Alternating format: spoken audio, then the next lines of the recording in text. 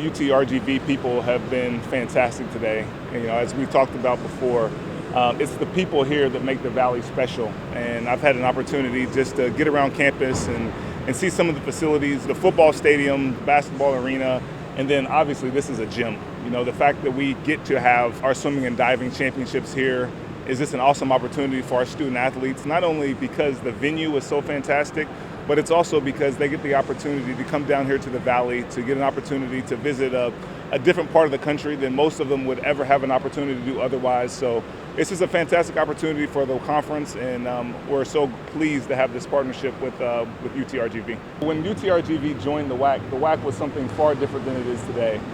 We've seen over the last few years the WAC has just continued to grow.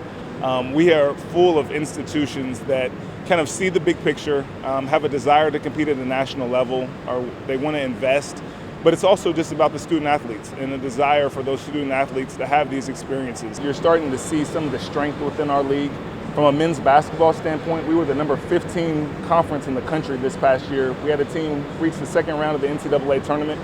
And when you start to look forward, we've done a lot of things from that standpoint, both on the men's and women's basketball side, to continue to be leaders in the country in terms of some of the things that we're doing to grow our league from that standpoint.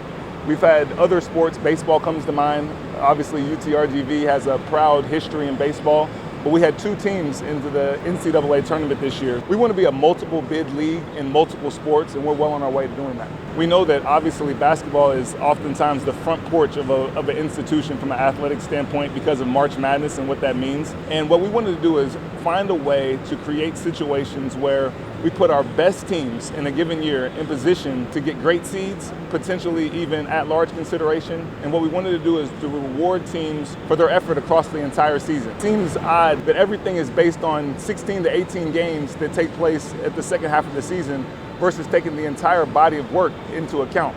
When the NCAA seeds teams for the NCAA tournament, they certainly take the entire year into account.